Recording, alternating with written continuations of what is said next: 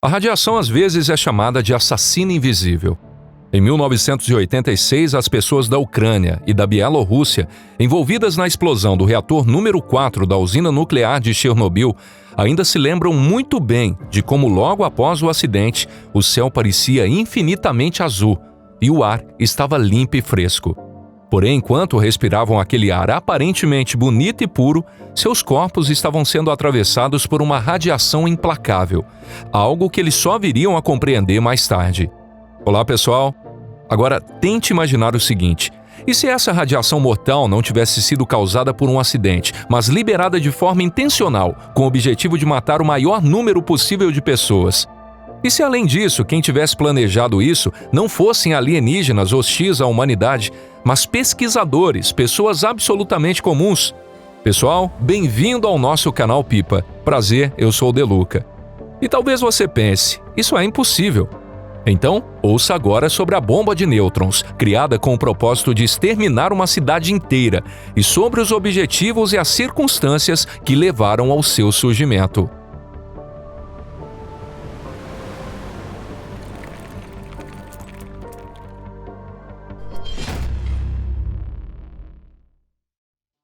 Características da bomba de nêutrons.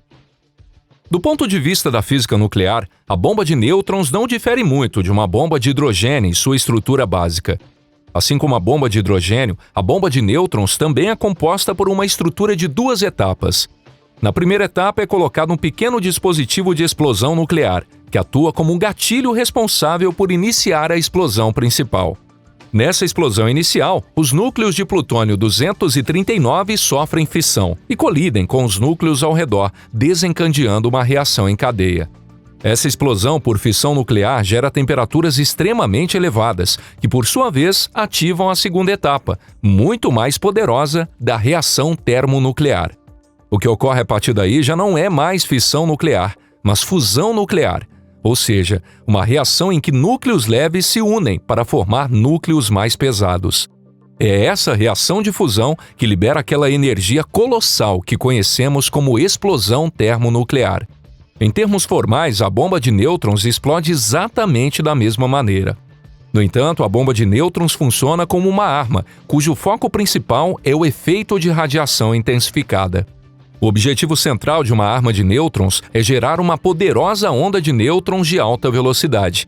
Para tornar esse feixe de nêutrons ainda mais intenso, utiliza-se uma substância chamada trítio. O trítio é um isótopo radiativo de hidrogênio, com meia-vida de 13,32 anos. Por exemplo, estima-se que em uma bomba de hidrogênio comum sejam usados cerca de 3 a 4 gramas de trítio, mas em uma bomba de nêutrons com o mesmo tamanho, a quantidade empregada chega a ser várias vezes maior. Como resultado disso, a composição dos danos causados pela explosão muda completamente. Enquanto na bomba de hidrogênio a maior parte da energia é consumida pela onda de choque, pela radiação térmica e pelo pulso eletromagnético, na bomba de nêutrons estima-se que esses efeitos representem apenas cerca de 20% do total, sendo os 80% restantes liberados como energia de nêutrons de alta velocidade. História do desenvolvimento. A ideia da bomba de nêutrons surgiu, em certo sentido, como algo inevitável. Durante a Guerra Fria, estrategistas militares tinham grande preocupação com o fato de que áreas atingidas por bombardeios nucleares se tornariam inutilizáveis por longos períodos. Mesmo que uma guerra fosse vencida, eles se viam diante do problema de territórios ocupados com prédios e infraestrutura completamente destruídos, além de contaminados pela radiação, tornando impossível a vida humana por muito tempo. Foi nesse contexto que, entre as décadas de 50 e 60, em meio ao avanço explosivo do desenvolvimento de armas nucleares, surgiu entre um grupo pequeno, porém influente, a ideia de uma nova arma capaz de eliminar apenas o efetivo inimigo, preservando a infraestrutura. Quem apoiou essa concepção foi Samuel Theodore Cohen, cientista que havia participado do Projeto Manhattan, responsável pelo desenvolvimento da primeira bomba atômica. Cohen definiu essa ideia de forma clara e, no final dos anos 50, começou a transformá-la em um plano técnico concreto. Foi esse físico brilhante, conhecido por sua visão moral peculiar, quem apresentou o conceito de ogiva de radiação intensificada, chamado em inglês de Enhanced Radiation Weapon, ERW. Segundo as próprias palavras de Cohen, ele decidiu desenvolver uma bomba termonuclear mais adequada ao campo de batalha. Em sua concepção, essa bomba deveria ter um poder destrutivo relativamente contido, mas emitir uma radiação de nêutrons extremamente intensa. Mesmo que isso resultasse na morte de mais pessoas do que a radiação gama convencional, para ele isso não representava um problema não. Afinal, dessa forma, os danos a edifícios e à infraestrutura seriam reduzidos. Após a proposta do Dr. Cohen, no início da década de 60, testes de ogivas de radiação intensificada passaram a ser realizados em laboratórios e campos de teste nos Estados Unidos. Como resultado, em 1963, foi bem sucedido um teste de detonação subterrânea de uma bomba de nêutrons. Já na década de 70, versões produzidas em série da bomba de nêutrons foram oficialmente incorporadas ao arsenal nuclear americano. Em 1977, o presidente Jimmy Carter aprovou o desenvolvimento de armas de nêutrons destinadas às forças da OTAN na Europa. No entanto, logo em seguida, diante da forte reação da opinião pública e das críticas veiculadas pela mídia americana e europeia, a fabricação das ogivas de nêutrons foi temporariamente suspensa. Ainda assim, em 1981, durante o governo de Ronald Reagan, a produção foi retomada. Até hoje, o número de ogivas de nêutrons armazenadas é tratado como era de se esperar sob rigoroso sigilo. Sabe-se, porém, que entre os 9 países geralmente considerados possuidores de armas nucleares, acredita-se que apenas 4 detenham bombas de nêutrons: Estados Unidos, Rússia, França e China. Sobre o estágio atual de desenvolvimento das armas de nêutrons nesses países, quase não existem informações detalhadas disponíveis. O que foi noticiado é apenas o fato de que em 17 de novembro de 1978, a União Soviética anunciou oficialmente o sucesso de um teste com bomba de nêutrons. Vale acrescentar que também ficou claro que nos testes daquela época, os efeitos da explosão de nêutrons foram amplamente exagerados. Sobre esse ponto, falaremos com mais detalhes um pouco mais adiante. Áreas de uso previstas. A ideia de usar bombas de nêutrons para atacar de forma localizada unidades de tanques já havia sido descartada pelos militares na década de 1980. Já no início da Guerra Fria, especialmente nas décadas de 50 e 60, havia forte apoio dentro das Forças Armadas para o uso da bomba de nêutrons como uma arma nuclear tática. Na mídia e entre críticos da época, a bomba de nêutrons passou a ser chamada, de forma irônica, de bomba humanitária. Esse apelido enfatizava a crueldade da ideia de preservar os edifícios intactos enquanto se matavam apenas as pessoas que estavam dentro deles. Ainda assim, na concepção original, a bomba de nêutrons não foi pensada para uso contra cidades, mas sim para aplicações táticas contra agrupamentos de veículos blindados. De fato, cálculos indicam que mesmo uma bomba de nêutrons de apenas 1 quiloton seria capaz de matar tripulações de tanques a uma distância de 1 quilômetro. Para os nêutrons de alta velocidade, nem mesmo uma blindagem de 150 milímetros representa um obstáculo significativo, e os tripulantes dos tanques acabam atravessados por uma nuvem de nêutrons que os leva à morte. A parcela do fluxo de nêutrons que a blindagem consegue bloquear não passa de cerca de 10% do total.